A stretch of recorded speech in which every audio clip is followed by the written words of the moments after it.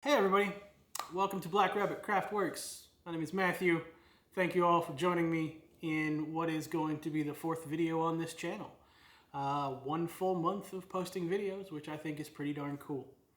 In today's video, I want to talk about the mistakes we make as woodworkers or makers, and how working around them is really what separates an advanced person from a beginner person. Ask any experienced maker or woodworker or someone who's been around kind of that craft scene for a long time, and as long as they're not trying to sell you something, they're going to tell you about 85 to 90% of what separates a good maker from somebody who is still learning and still beginning is how you deal with your mistakes when you're making. And that's really what this particular lidded box reminded me of.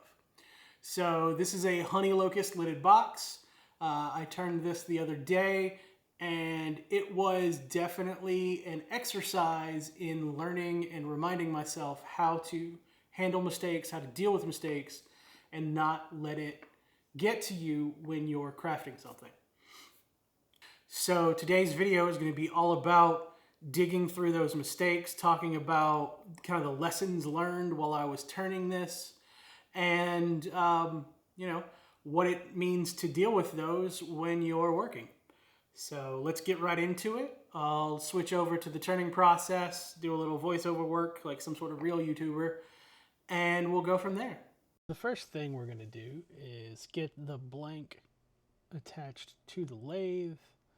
I often use what's known as a screw chuck, and you drill a hole and then a screw is fitted into your chuck, and you mount the piece using that. I use that all the time in my bowl turning, mostly because you will turn away the interior portion that is being used to hold the screw.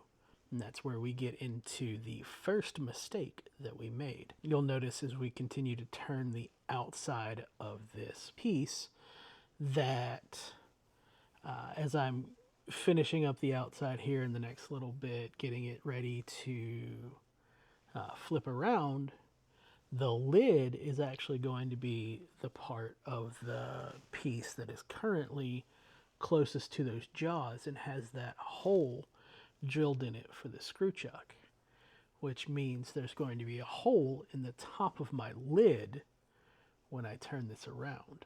That's my first mistake that I made in the making of this lidded box, but as I said in our little opening bit, dealing with those mistakes, working with them is the whole point of being a experienced woodworker. Instead of scrapping the piece or getting too frustrated, I just turn to finial, which you'll see at the end of this. Right now what I'm doing is setting the foot that will go into the dovetail jaws on the chuck, and then I'll expand those out to grip the inside of that piece and hold the lidded box. This clip right here, I've actually already flipped it around. You can see that hole that is there in the center. That's where that screw sat. And since that is going to end up being the lid of my box, we'll have to do something to disguise that. Like I said, we're going to add a finial later. So I'm just finishing up the overall rough shaping of the piece, getting it to a kind of dimension that I like, getting it to a place that I'm overall good with the shape of the piece.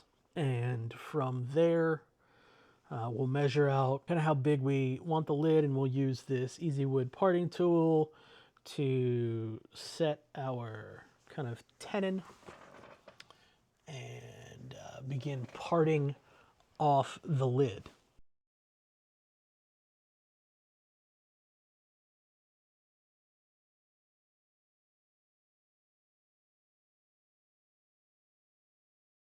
The next bit we're going to do is use the Easy Wood detailer, and we're going to set a sort of recess on the lid and the bowl to give us a bit of a shadow reveal, because I'm not too concerned with a perfect mate on this.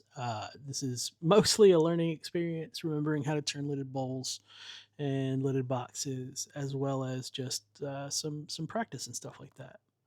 So, continuing to use that easy parting tool, we've now popped off the lid, and we're setting up to clean up the face of our uh, internal box. So this is now the center of the box, and we're just turning that face clean, getting it smoothed so that we can start setting our lid in. And so now we begin a bit of hollowing, and we're going to set the wall thickness so that our lid sits directly in there and is kind of friction fit into the body of the box. And we can then turn the outside and complete the outside of the box while it's all mated together with that friction fit. So here I am getting that lid jammed on, making sure that it's tight, setting it, and then now we can finish the outside roughing and shaping of the box, sand it, finish it, and get it all nice and pretty. So I'm going to let this run, and we'll sand up through the grits, we'll put some finish on, and I'll come back with you as we continue forward with our honey locust lidded box.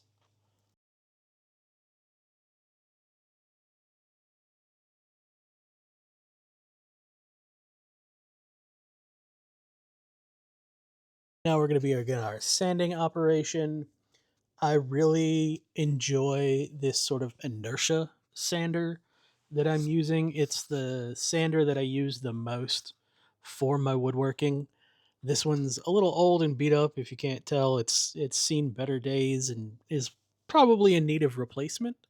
But I prefer this type of sanding rather than either hand sanding or um, power sanding. I do occasionally use power sanding, but right now, the way my workshop is set up, I don't have the ability to get my power sander that I have over to my lathe. So I need to adjust a couple things and fix the layout so it's a little easier to do some power sanding. I've done it, I think, in a couple of the other videos, but I have a pneumatic power sander that I use on occasion to really kind of get stuff set. But at the moment, my air compressor is not conducive to where my lathe is sitting. On the outside of this bowl, I'm sanding up through 800 grit. I like going up that high, as I really like the sort of the finish and the polish that is left on the wood. I probably a little extra when it comes to sanding. I tend to sand a bit higher than I need to, but I really enjoy the smooth finish that it gives, even if I'm really kind of the only one that's going to notice it. So now I've applied my homemade polishing compound and then a little bit of beeswax. I'm using a trusty paper towel to kind of wipe that off, and then I'm coming back through with a microfiber cloth to finish the polish. But you can see there's some really good looks on that piece. And here we go with the hollowing. So I've popped the lid off, and now I'm using a Forstner bit in my tailstock with a Jacob's chuck to sort of hollow this out. And now coming up is the second major mistake that I made during the turning of this lidded box. If you notice right about now, I have turned away some of the inside diameter of the bowl and kind of widened that gap. So I didn't check the lid when I was doing that. And so my lid became a little sloppier and a little looser than it was. And um, you'll notice it doesn't actually have that friction fit anymore. It's kind of loosey goosey. But we've got it hollowed. We've got it cleared out. Now we're going to sand the inside. This time I do have to do hand sanding. It's not my favorite, but because of the narrowness of the opening of this and because of how it's set up, I do have to hand sand. So I'm coming in with some 80 grit to establish the finish and not knock back any tear out or anything like that. And then I'll switch to the little sanding discs that I use for my turning, sand up through the grits, not quite as high as the outside, but we'll sand up through the grits, get this inside cleaned up, and then work on the lid. So enjoy a little bit more sanding from yours truly as I work through the interior of this bowl, and I'll catch up with you in the next little bit.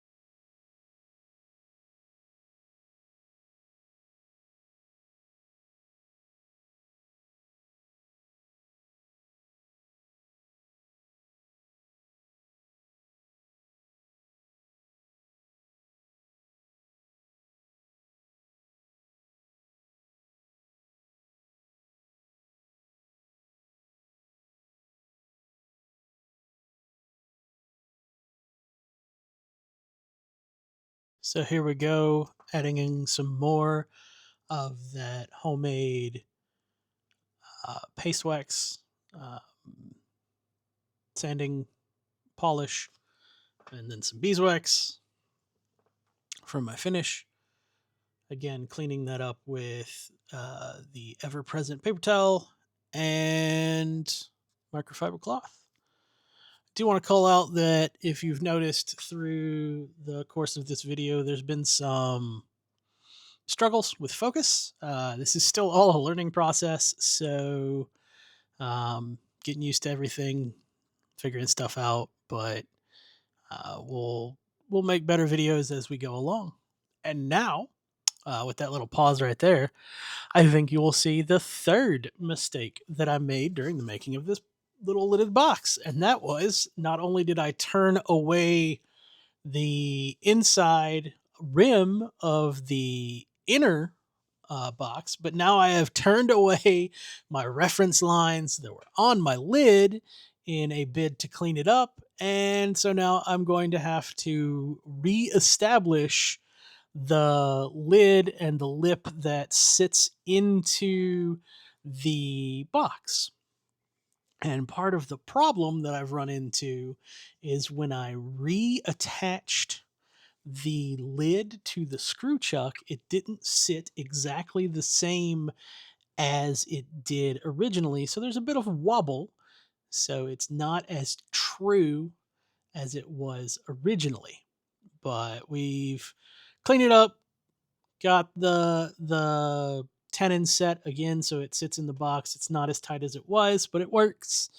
We'll again use our little inertia sander, sand up through the grits, put on our polishing compound, get this polished, hit it with that wax, that buffing cloth, and now we have a lid for the box that sits. Here's our little lid box, and we're moving on to the cherry finial. So this finial was again something that I haven't done in a long time. So I'll be the first to admit I struggled on this finial. I haven't done a lot of spindle turning. I primarily do bowl and hollow form turning, so I am very out of practice when it comes to spindle turning, and this finial kind of suffers for that. It also doesn't help that my traditional turning tools are in need of some tender love and some cleanup.